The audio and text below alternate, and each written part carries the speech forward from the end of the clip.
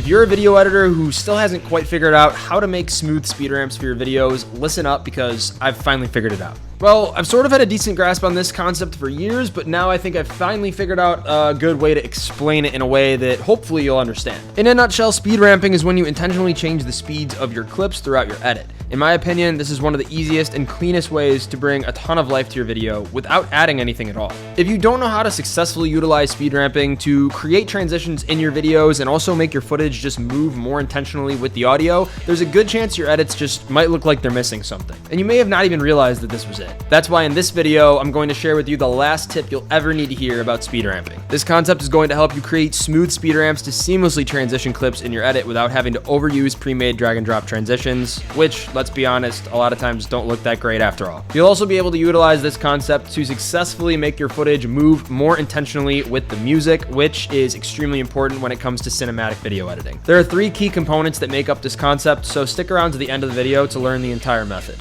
The first step of this method is what I'll call fast, slow, fast, and this is exactly what it sounds like. You simply want to take your clip that you've shot in slow motion, whether that is 60 frames per second, 120 frames per second, or even maybe 240 frames per second, and you want to start that clip fast, ramp it down into the proper speed for that frame rate, and then when you're about to transition into the next clip, simply ramp it back up again. While you don't always have to use the fast, slow, fast method, this is what I find is the most successful, especially when you're trying to create transitions with speed ramping. All right, so here we have our 2 clips on the timeline. This is from a shoot at a nightclub that I was doing, and they had Rick Ross show up. So we are going to have this shot of the sort of from the back of the crowd, and then this shot that's closer, and we're going to make a speed ramp transition that's going to make these tie together a lot smoother. So if we just play the 2 clips right now, you know, it just cuts from one clip to the next. So let's go ahead and create our speed ramps using the fast, slow, fast method. So I'm going to take this clip and I'm going to make it go fast up until the point where right before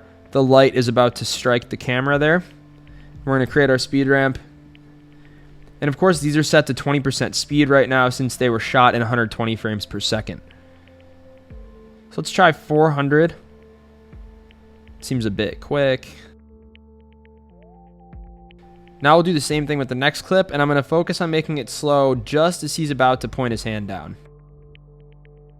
Now if we put the 2 clips together, you'll notice that the fast portions of the clips, of course, line up. So when you have 2 portions of a clip that are going fast right next to each other, this is going to kind of hide the cut. Now let's play both clips next to each other now that we've added our speed ramps.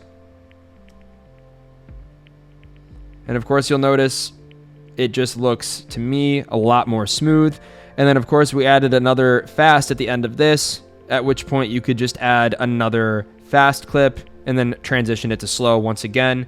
And you could pretty much do this as many times as you want. And normally you're going to be doing this to the music. Here, I didn't use any music. Of course, this is just a tutorial. Normally, you're going to want to time all these things up to the music, and that's even going to sell the transition a lot more. Tip 2, and this is probably the most important part of this entire concept, is to simply focus on one gesture. This is the key. What do I mean exactly when I say gesture? Well, all I mean is simply a movement, right? So this could be a movement of things within the frame or a movement of the camera itself. And what I mean by focusing on just one gesture is a lot of times within your clips, there'll be separate movements that happen all in one shot or separate movements of the camera, right? And you only want to pick one movement going one direction, whether that be the movement of somebody's hand rising up or somebody taking one step, or maybe the camera moving in one motion left to right. You don't want to create speed ramps over a bunch of these different movements. Instead, you want your speed ramps to just be focusing on one. All right, so focusing on one gesture, you'll notice here that the gesture of the first clip is these lights coming down, and then it's also me moving the camera from left to right. The second clip has very little camera movement, but we are focusing on Rick Ross's hand just pointing down. So the reason this works so well, and the reason this works very smooth here, is because we've only focused on one gesture for each clip. Let's go ahead and drag this out just a bit, and we're going to see what it would have looked like had there been multiple gestures in either clip. Okay, so now we've dragged both clips out more, and we're going to take a look at what they would look like, and this is kind of what not to do.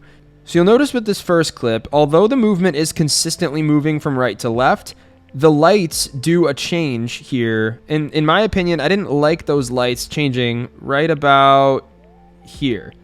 You can see the light is changing in a way that is just sort of weird.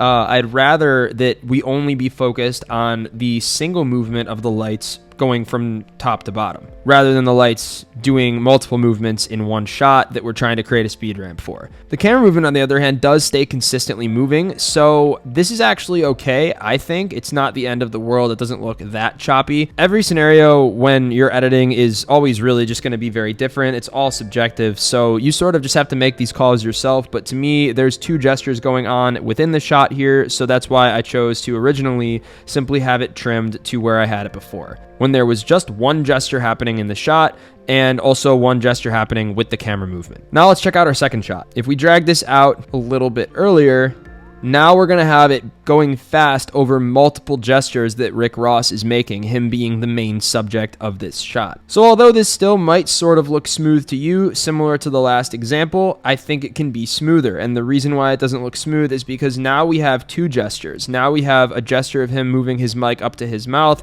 and then also doing the gesture where he's pointing down to the crowd and moving his hand down. To me, this looks a bit jumpy. It looks a bit choppy. We even have this other guy here where once we've sped up his arm moving, it just looks weird. You know, he's moving his arm a bunch of times. It'd look better if it was just one movement. So again, if we play these clips in rapid succession now, we can see that it's just not quite as smooth. It still sort of works, but it's not as good, and that's why focusing on one gesture is key. Before diving into tip number 3, I want to offer this just simply as a bonus tip, and this is to simply take good selects. I have a separate video on my method of going about taking selects, and this is going to be key in helping you focus on one gesture when creating speed ramps. If you've taken good selects from your footage and put them all on your timeline before you've started editing, you'll generally only have single gestures to work with. So when you go to start making your speed ramps, you only really have one gesture per clip anyway, so you really usually can't fail with this method. Taking selects, I think, is sort of the cornerstone of doing this successfully, because as you're in flow state editing, you want to just be able to pull clips from your selects, drag them into your project, and then just keep editing and just keep that flow state going. On to tip number 3 of this method, and that's simply just to not make your speed ramps too fast. This is probably the biggest problem that I see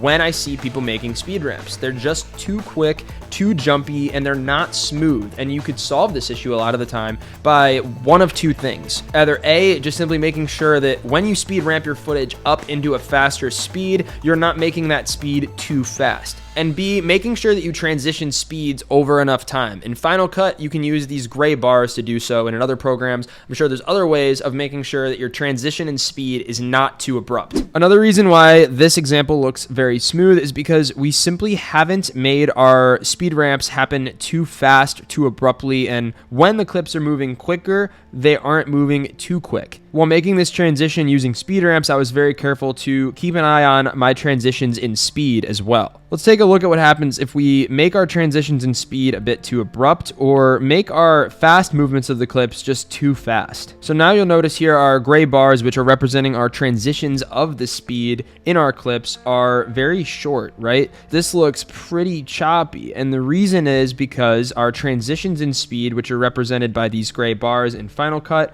are too abrupt.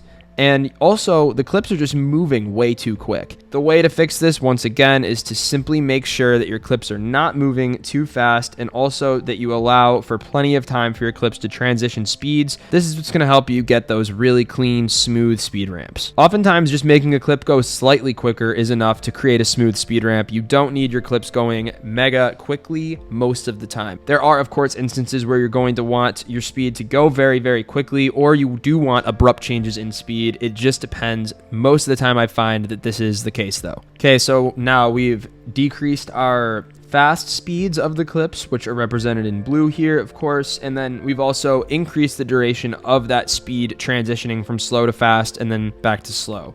Let's check it out one more time. And as you can see, we have fixed it, and this once again looks smooth. That's going to be all for this video. If you've made it this far, please drop a like for the algorithm if this video has brought you value and you've enjoyed watching. And also please consider subscribing to the channel if you want to see more simple editing tutorials just like this one. Thanks again for watching, and as always, I will see you guys in the next video.